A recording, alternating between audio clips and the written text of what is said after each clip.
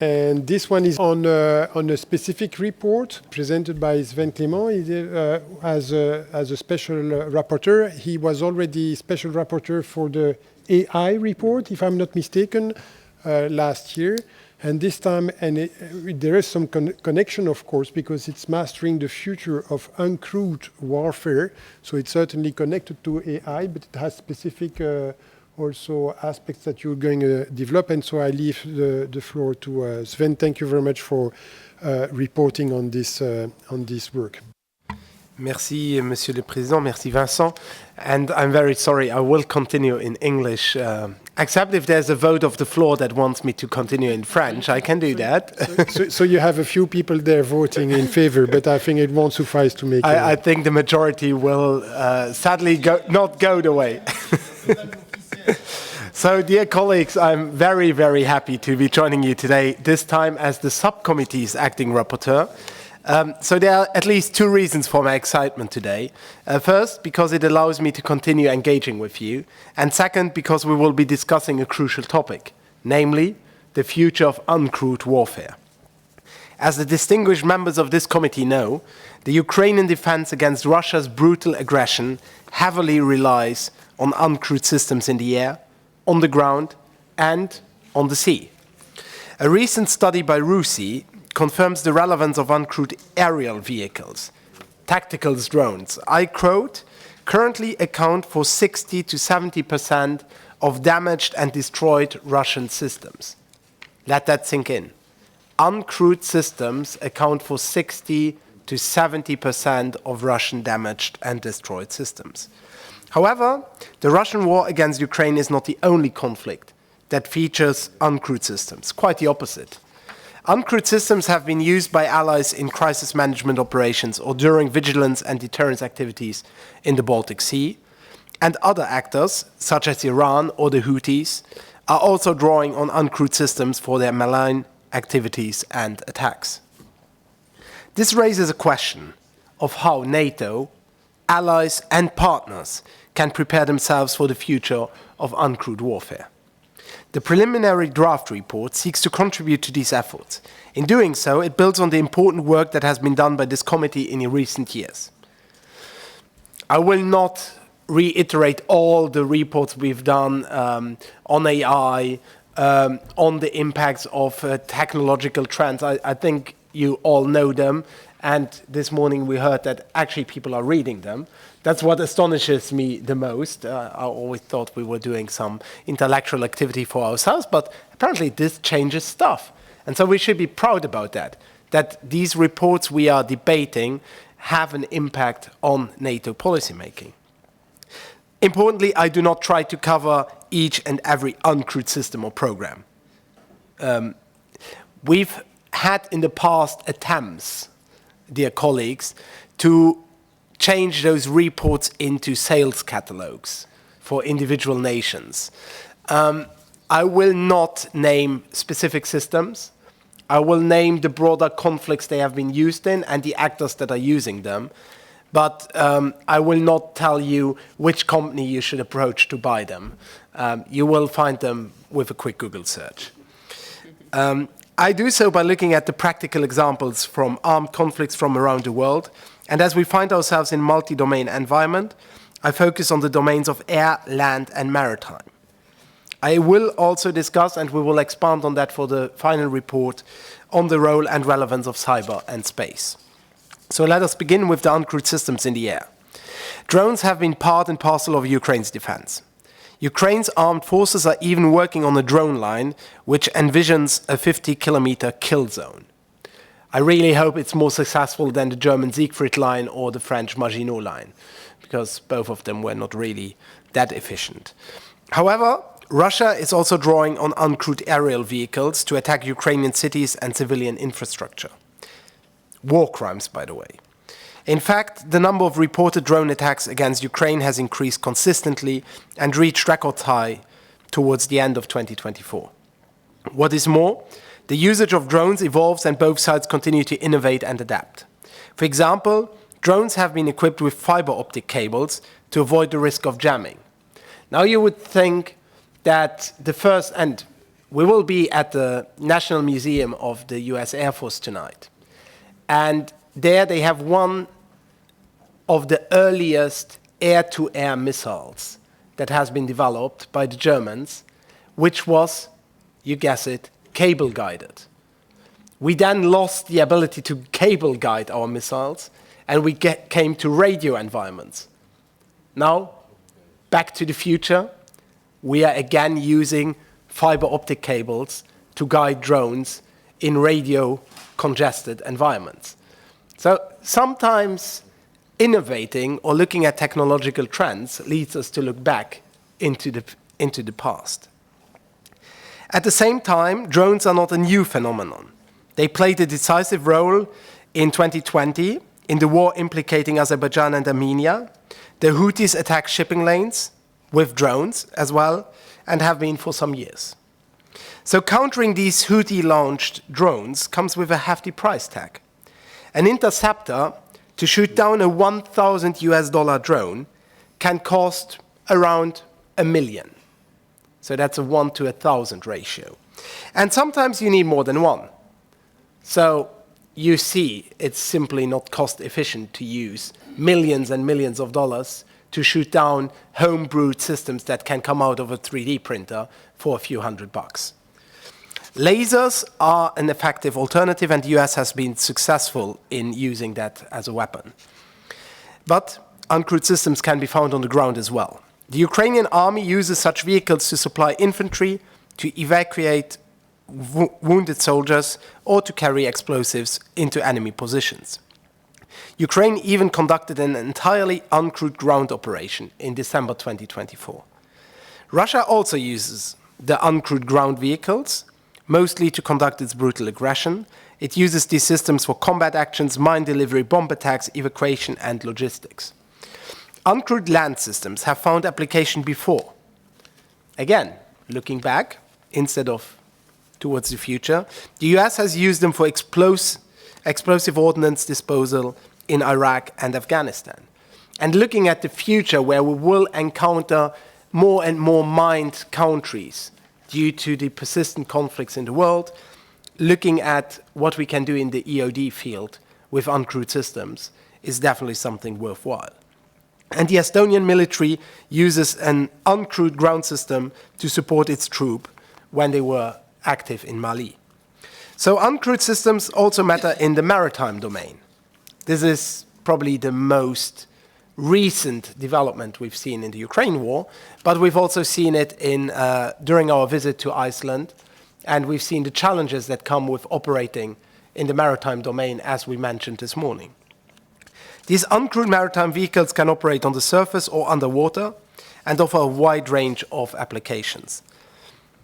I may be repeating myself, and sorry that we are focusing so much on Ukraine, but that's where the action literally happens. It's once more a prime example of the benefits that uncrewed maritime vehicles offer. Ukraine has leveraged uncrewed maritime vehicles to change the balance in the Black Sea and forced Russia to adapt its naval activities. A country with not a navy to speak of managed to push back one of the, well, we called them a mighty navy in the past, might not be that true anymore, into and certainly out of their safe harbors. So that's something worth looking at. And again, at the cost factor, that was much cheaper than building out those ships that would have been used in traditional combat. And recently, Ukraine even claimed to have shot down a Russian jet with a missile launched from a maritime drone, a technical feat that has not been repeated since. So we are beginning to learn from Ukraine to reap the benefits of maritime drones as Baltic Sentry draws on small fleet of naval drones to protect our critical infrastructure in the Baltic Sea. The remaining two operational domains are of relevance as well. Cyber matters as uncrewed systems can be susceptible to malware attacks. Similarly, satellite navigation and communication are essential for using uncrewed systems. Dear colleagues, I did not list these examples without a reason. I listed these examples because they allow us to identify and analyze a set of opportunities and challenges in 4 concrete areas. First, the deployment and usage by armed forces where uncrewed systems enable us to take soldiers out of harm's way. Moreover, these systems are oftentimes fairly affordable. Quantity is a quality in itself, was the quote this morning. And for uncrewed systems, that's truer than for anything else. We've seen that we can nowadays equip individual soldiers with a multiple of FPV drones, as an example. At the same time, there remain technological vulnerabilities such as the dependence on satellite communication or the risk of electronic warfare. Moreover, the successful usage of uncrewed systems requires effective human-machine teaming and trust. Second, the rapid cycle of measures, countermeasures, and counter-countermeasures, and counter-squared, counter-n measures, uncrewed systems are highly adaptable to the needs of soldiers operating on the ground. They are very often software-defined, so they can adapt to whatever is being thrown at them. Yet this also applies to opponents who are able to rapidly develop countermeasures, a trend we witness in Ukraine. That is why the future will most certainly look like a cat-and-mouse game, where soldiers continuously innovate on the basis of first-hand experience, and this is an opportunity, but it can also be a challenge. And we've seen on another committee visit to Alaska, we've seen that nowadays individual units of the US Army are already equipped with their own deployable 3D printers. That means that they build their own drones on the battlefield without a huge procurement chain. They need the materials, some Arduino computers to power the whole thing, and they just build it on the battlefield a few miles back from the contact line. And that, dear colleagues, is something that should at the same time encourage us to look into it, but also should scare the heck out of us. Because it means that if they can do that, our foes probably can do as well. So this brings me to the third area, the speed and scale of development and production. You do not only have to innovate, but also be able to produce rapidly and in large quantities. It is no longer sufficient to stockpile drones in peacetime, because they will be obsolete 3 days after the conflict starts. Instead, industry needs to be able to communicate with armed forces, adapt technologies and modular products to their needs, and produce them at large scale within short and even shorter timeframes. The fourth area concerns the relationship of crewed and uncrewed systems. Some argue that warfare has undergone a revolution, whereby systems such as tanks become obsolete. We've heard that story time and time again in the past. I maintain that uncrewed systems have transformed battlefield dynamics, but rather in an evolutionary way. In other words, crewed systems such as tanks continue to be relevant. But, as mentioned this morning, they need to be more updatable. So, in cars, we now throw around the term software-defined cars. I would argue, for the future, we need software-defined tanks, where everything is modulable, where everything can be updated when there is an evolution. It's not part of the report, so I will not go much more into detail of that. Even more, it is the effective pairing of crewed and uncrewed systems that can be particularly potent in the future. As such, it is not a question of either or, but a question of both and. And we've seen that already by some manufacturers having drone garages built into their new battle platforms. So literally you have to imagine that like you have a troop carrier, and in the back they have like a hatch that they can open, and you have 3 or 4 drones that can take off and land on that troop carrier. So that's something straight out of science fiction. So if you would have shown that in a movie a few years back, people would have said, that's so unrealistic, that's Star Wars. But this is already being deployed to the troops. So to successfully master the future of uncrewed warfare, NATO, allies and NATO parliamentarians should advocate and pursue the following steps while building on existing initiatives. First, we should continue advancing and streamlining the Alliance conceptual thinking on uncrewed systems to ensure that our efforts and systems are coherent and interoperable. Second, we should continue ensuring and further enhancing our ability to flexibly adapt to volatile environments and changing situations in terms of innovating, developing, and producing uncrewed systems. Third, we should further advance the streamlining of uncrewed systems in all aspects of defense planning, whilst ensuring the complementarity of crewed and uncrewed systems. And fourth, we should continue learning from practical applications of uncrewed systems, especially in existing armed conflict, to gain first-hand insights and generate lessons learned. Last but not least, fifth, we should continue advocating for ethical, legal, and responsible use of uncrewed systems in armed conflict. Last year, this Assembly adopted a resolution that I presented on the ethical use of AI in the military context. This is even more timely when we talk about what we've heard this morning about drones being able to not only identify potential targets, but decide to engage potential targets. So, colleagues, this is a rapidly developing subject area. That is why we will continue to update this preliminary draft report until the annual session. And before inviting you to ask questions and offer comments, let me share some aspects I intend on including in the next iteration. So you see, it's really still a draft, and it will be extended. We will deepen the analysis of uncrewed systems in conflicts. We will elaborate on the navigational challenges for uncrewed systems when they cannot access satellite navigation. Inertial navigation, AI-based navigation, there are a lot of things to consider. I will expand on the asymmetric cost relationship between cheap drones and expensive interceptors, which constitutes a form of financial and industrial denial of service attack. And I will reflect upon the question of whether AI agents, not drones, AI agents could be conceptualized as uncrewed systems in cyberspace. Because aren't they? If you have an algorithm that takes decisions on their own, takes actions, uses tools, they are an uncrewed system that works under supervision. I will also further discuss the dual-use nature of uncrewed systems, and lastly, I will expand on the ethical considerations and offer more concrete guidelines or principles for the responsible use, mostly based on the resolution from last year. So with this, and sorry for being so long, I would like to thank you very much for your attention. I'm looking forward to your questions and comments.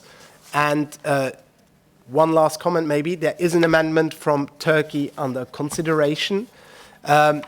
I spoke with the Turkish delegation, I spoke with the Azerbaijan delegation.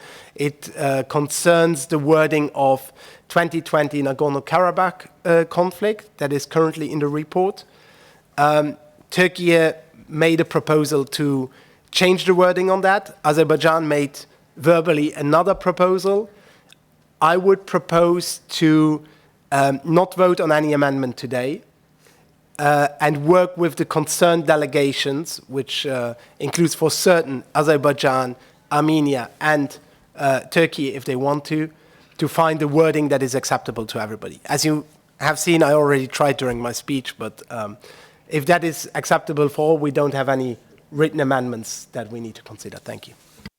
Thank you very much, Sven, for this energetic presentation. Thank you. Yes, thank you very much. And so we heard that not only on this specific point that you just concluded your presentation with, but also on other aspects you have, there will be changes before the final report comes, well, the proposal for the final reports come in October. But before then, we have two questions, one from Canada, one from the UK. So if you have more, and we have now one from Finland, very good. But first, we start with Canada, Suze Johansson. Merci, Monsieur le Président. Thank you, Chair. We just have one comment on this report. Congratulations. It's very interesting, and it is a very energetic presentation, keeping us awake at the end of a day like this. this report uses the term autonomous systems, whereas in English we would use uncrewed. I think this would be a better term in French than sans équipage. I'm going to point out some paragraphs where this is a very important distinction. If I look at paragraph 9 of the draft report, there's a significant distinction between uncrewed and autonomous systems. And so we would like to replace autonomous with uncrewed, at least in French, when necessary, in paragraphs 1 and 3, and also in the body of the text, 1, 5, 6, and 29. If you look at paragraph 6, you will see that it's particularly ambiguous if you look at if you use autonomous in French to mean uncrewed. Thank you very much for this comment. I have to say that I could have read the French translation of the report as well before coming here. Perhaps I would have made the same observation as you did.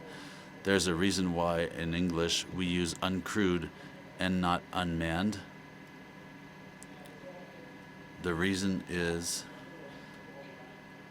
that there are still people in charge of the systems, even though they're not inside the vehicles. So I think the use of the word autonomous in French is perhaps a poor translation to have the same concept as uncrewed. So I'm very happy to accept this amendment request for the French version. I don't think this is going to change anything about the English version of the report, but that is a very solid point. Thank you.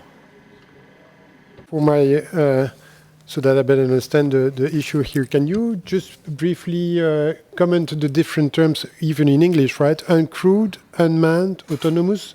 Could you just elaborate on the distinction between these different situations? Yeah, so NATO didn't go rogue, if somebody thought that, when we changed from unmanned to uncrewed. I got a comment from a few people like, Sven, are you completely crazy? Are you trying with the current US administration to go rogue? And I told them no. There's a reason, a rationale behind it. And so unmanned in the past was probably true. There's nobody on board of the systems.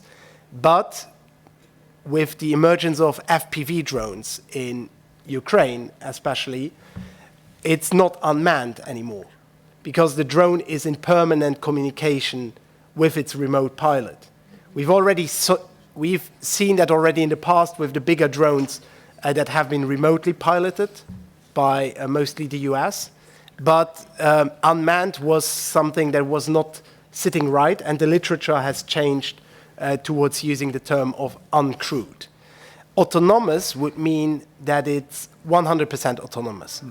So uncrewed means there's nobody on board, but it's still controlled by humans. The moment it becomes 100% autonomous, it's an autonomous system. The advantage of all of this is that we can still keep the same acronyms, which NATO loves. So the letter soup that we still have stays the same. We are just changing what comes after the And I really I hope this explains the difference between uncrewed, unmanned, and autonomous.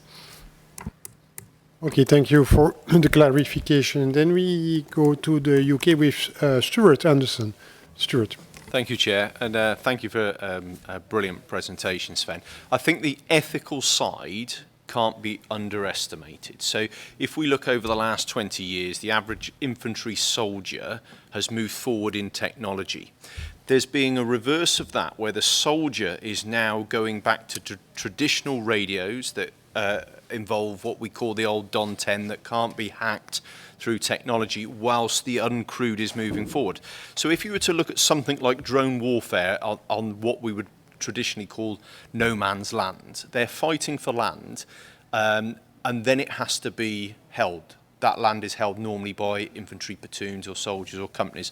So they move forward. Then in a space, when you're not looking at like Reaper drones, you're looking at low-level drones that are going in that will not be possible to adhere to the normal rules of engagement that you would, because it is going to be such a almost free-for-all at that low level. So the ethical side of rules of engagement can't be underestimated, because that's going to be like we were having the discussions a few years ago around the ethical side of AI. It's a new space we're moving into, and it's not a soldier firing the weapon or a highly planned drone attack from somewhere over here where it's going back into another location. This is high speed, fast, as you say, 3D printers up, it's gone, it's in the air, and you've got the troops on the ground there. So that rules of engagement and the ethical side, I think, has really got to be emphasised, and I just value your viewpoint on that. Thank you, Stuart, for an excellent remark. We've seen, and everybody of us who is online has seen open source videos of drones that have been used as loitering ammunition, still targeting wounded soldiers. This is only one example of what we agree as civilized nations, even in times of war, not to do. Nonetheless, we've seen it happen mostly, I don't want to put a number on it, but mostly from the Russian side, and we've seen the videos. So we know that when we ban loitering ammunition as anti-person mines, we should probably take the same standards when we are talking about drones that indiscriminately target whoever enters their zone of fire. So the ethical point is also linked to how much autonomy can we give the drone, and under which rules of engagement do they work. We did part of that on the AI, so I will refer back to that. But that's part of what we need to talk about. How can we address the ethical issues that come up by having ubiquitous access to drones and to very cheap AI chips that are indiscriminately targeting whatever looks like a human being? That's for the autonomous systems. And then we come to the FPV drones. It is a big question of what is an acceptable target, and we are pushing that decision now further down the chain of command. For the big drones, you normally have rules of engagement that are being activated where you have higher ups taking, or higher ranking officers taking the decisions to engage or not. On the FPV drones, we are now at an enlisted soldier level. That means that we need to train enlisted soldiers who are used to looking through the barrel and targeting whoever ran at them, to also identify valid targets through the lens of an FPV drone, which is a whole other level of speed of making decisions, a whole other level of decision making in general, because we are not talking about 800 meters engagement, we are now talking about 8 kilometers engagements. So also semi-deep strike capabilities for an infantry soldier. And all of that, I think, links back to the question of, can we train the soldiers good enough, quickly enough, and can we instill that culture of ethics in enlisted soldier training? Because let's be honest, this is no man's land. It's the land where enlisted men and NCOs are. And that's where we need to train them to also act according to the ethical principles that NATO wants to uphold. Because if we throw them out, are we better than our enemies? No. So I think we agree on that. So I'll get to that in the report as well. Thank you. Okay, very well. Then we come to Finland with Jarno Limnell. Thank you very much, Mr. Chair. And first of all, excellent comment by colleague from UK. And thank you very much, Sven. Very good report.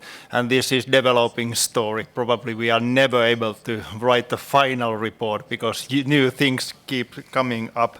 And I fully agree with you that this is not revolution. This is evolution. But the space is accelerating all the time. And as we know, this is not theory, this is reality. What we have, for example, seeing in Ukraine during last 2 nights. massive attacks utilized by this kind of technology. And of course, as we know very well, nowadays 75 to 80% of all losses in Ukraine is produced by these kind of weapons. But what worries me and what we are discussing a lot in Finland nowadays is the life cycle of these innovations. Meaning that what we are learning from Ukraine, when there is a new, for example, drone innovation, it takes approximately 1 to 3 months to opponent to develop the countermeasure. Meaning that we have to be able to innovate new things all the time. And when we are in this warm room, Russia is doing that. Testing, producing, innovating all the time, different kind of drone technologies. And of course, not only by themselves, especially with the cooperation with the Chinese and Iran. So maybe that could be one, this is just a comment, one recommendation or one remark to take into consideration, that how we are able to maybe change also our thoughts in this short lifetime production. For example, what we are seeing now in Ukraine is that Russia is already using AI-enabled drone swarms. So what we can do for that? If we are facing that kind of enemy coming to Luxembourg, Finland, or some other NATO countries, what are our countermeasures in practice nowadays, and how we are able to keep up with this innovation life cycle, since we are not having war in NATO or in any NATO country at the moment, but we are playing against the opponent who is in war at the moment and innovating all the time. So this short life cycle and innovation issue is something that I want to emphasize. Thank you. Excellent comment. 2 notes on what we do as countermeasures. We've been to Ukraine with UNIC last year, and part of what we've seen was an air defense battalion of volunteers who are using World War I era guns to shoot down 21st century drones. So as a first line of defense. So suddenly the ordinary enlisted infantry soldier gets or becomes relevant again, defending infrastructure against those small flying targets. And it's cost effective, so that's why they are doing it. The second part is, how can we evolve faster? Part of that comes, and now the technologist in me speaks, is by being more adaptable in our designs. Historically, and I mentioned this this morning, that there are still tanks or systems running on Windows XP, a system that has been obsolete for 10 years. And we need more software-defined capabilities. So we built a chassis that enables us to update its components over the air. So essentially, you pre-produce the chassis with the rotors and probably the ammunition and the batteries, because that's something that will not evolve as quickly. And that's something that where you also will have trouble sourcing the components in times of war. That's something Ukraine is having trouble with, sourcing enough batteries for their one-off drones. Something Russia has less trouble with because of their supply chain that was used in the past to build batteries. And then the capability on the drone will be updatable by sending a command over the network or via cable to give them a new version of your operating system. And that can be developed on a daily, weekly, monthly basis to give them new capabilities. That means giving them enough computing power on the edge to enable AI, to enable autonomous detection, and maybe spending a bit more than $400 per drone, but maybe spending $1,000 and saying, okay, we will give it enough sensors that we can on the fly decide which combination of those sensors work. The military has used that in the past for jamming where we have used software-defined radios. So essentially, we produce all the necessary antennas, and which frequency and modulation we were using was defined by a soldier pushing buttons. Well, in the future, we need an AI to push the buttons and detect automatically which frequency to jam, but we still need to produce the antenna. So the same holds for autonomous systems. And that would be my recommendation if you press me. What should we do in procurement? Build more adaptable systems that can be updated over the air so that we make sure that we can actually upgrade them. And I don't like what Elon Musk is doing, for the most part.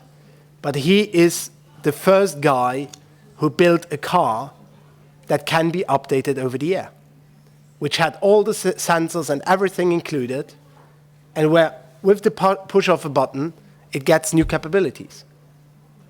We need the same level of innovation and speed for military procurement, especially in unmanned systems. Thank you. Thank you for these further comments. And we come now to Turkey with Sevile Selenk. Thank you, Sven, for this very well-prepared and insightful analysis. However, it is partly mentioned already. Still, I would rather make a brief comment and suggest a very small change to wording. If I have the latest version of the report, at the very beginning of the first paragraph, the statement that the war in Ukraine has revolutionized warfare is certainly not worthy. However, I would respectfully point out that the term revolutionary war may seem somewhat paradoxical in this context when considering the destructive nature and tragic human cost of the war. Even it is related and uncrewed warfare, which is given against the unacceptable, inhuman Russian aggression.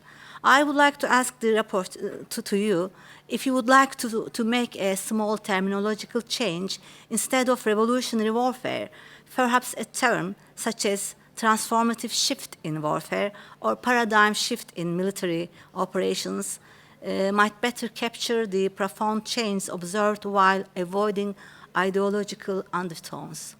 Thank you.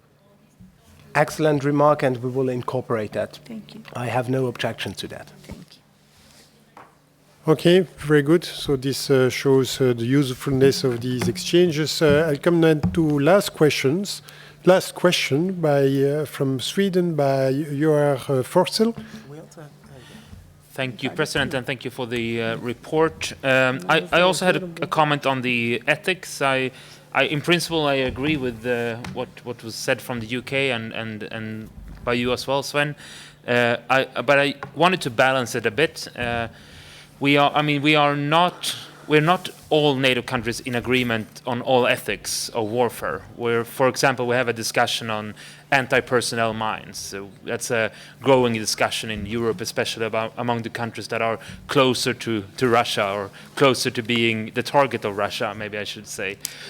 So we are in agreement on the framework of ethics. We're not in agreement of every aspect of ethics. That is already today, that could be a problem when our soldiers from different countries are working together side by side in certain environments that you come from, that you might come from a culture or a training with different kinds of ethic rules in different specific situation or regarding different specific systems or weapons. And I would also say that we, as politicians, we also have the major moral duty that we have is to protect our citizens and to protect our countries. That is why we are here. That is why we have a defense force at all. And so the ethical rules, that within the ethical framework that we all agree with, we cannot have too strict rules in such a way that it takes away or removes our possibility to actually defend our our sovereignty, our soil, our people, everything. So I just wanted to add that and to make sure that and it's exactly the same with AI. If we have too strict rules, then China, Russia will win the AI race. If we have too strict rules, then China or Russia will win the race when it comes to unmanned or uncrewed or autonomous systems as well. So we are in agreement of the framework, but we cannot tie our own hands behind our back in a way that makes it impossible for us to defend ourselves against an enemy who does not obey any ethical rules at all. So I just wanted to add that. Thank you. Thank you for that insightful comment. I might just add or try to rephrase from my point of view what is necessary when it comes to the ethical dimension. First of all, NATO already has rules of engagement, which are universally applicable through NATO. So those should not be up for debate just because the enemy is not fighting the same game.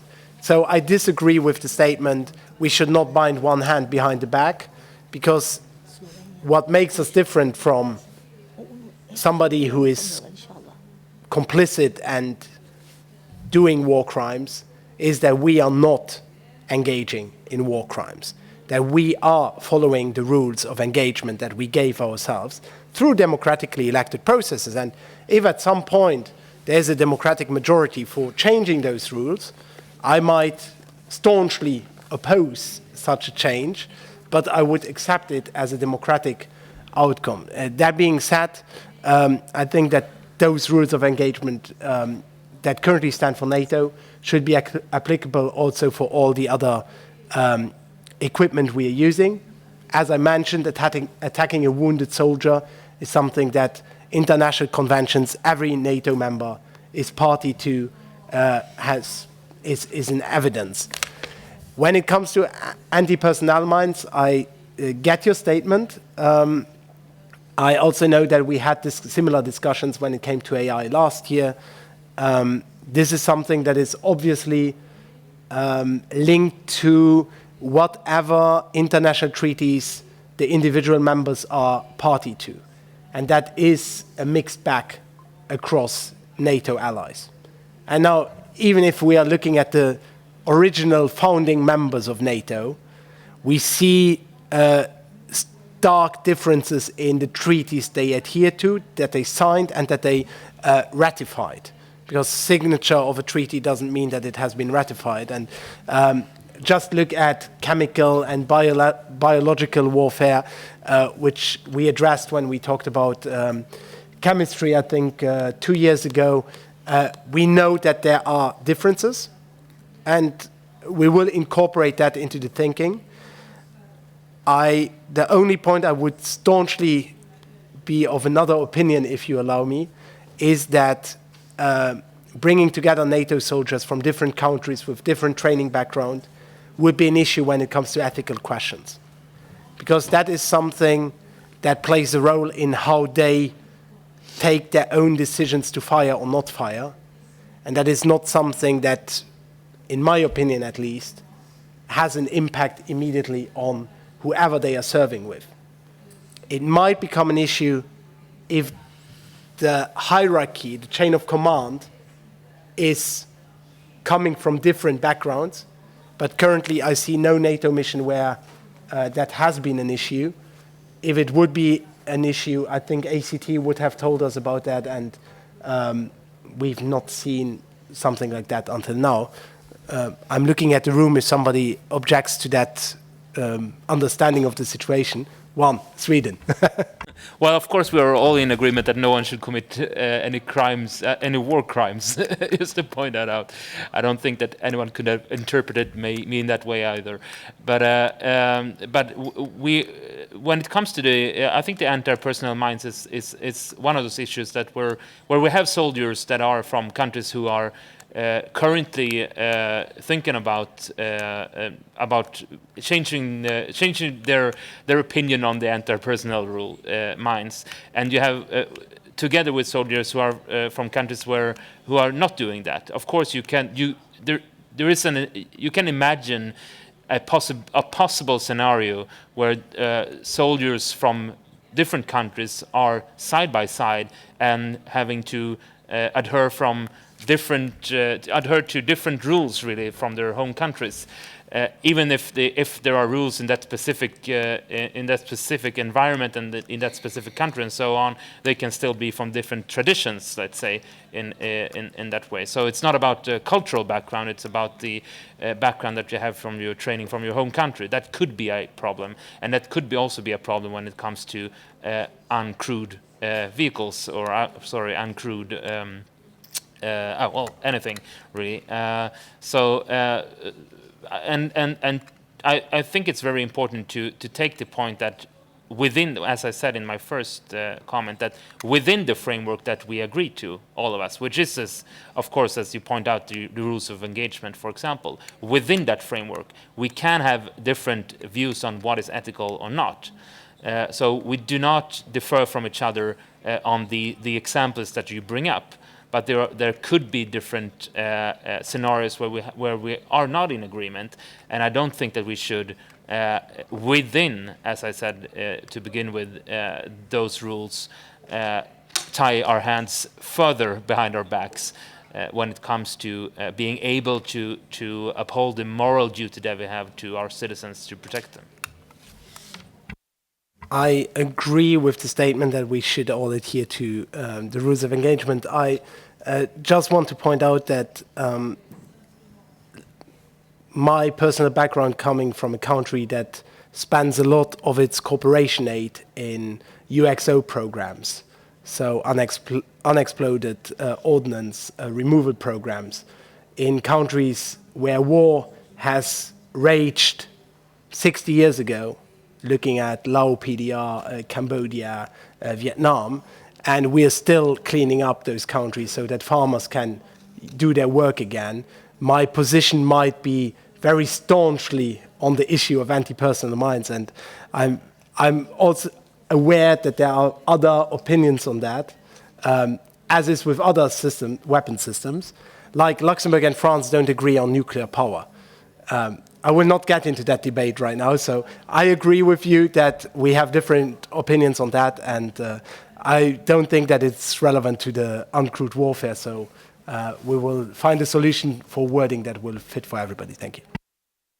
Okay, I think this will perhaps conclude our session unless some of you have really pressing comments or questions. So we'll have the new version of the document with all the concerns that have been expressed and trying to sort of find a way that makes it agreeable to everyone. Since we conclude now, let me thank you, of course, for your participation, your very active participation in all these discussions. It's also an opportunity for me to thank our committee director, Brynja Oscar Dottir, but also not only Brynja, but also or Moritz Neubert. Can you identify yourself? So because, he's also helping with drafting the reports. And Jelly, where is Jelly? Yeah, Jelly is there too. So am I missing anyone with this? Brynja, is there? No? Well, I'd like to thank, and perhaps we can thank them at the same time as we thank Sven. And we thank also our very brave interpreters that are behind the screens there for the very helpful and useful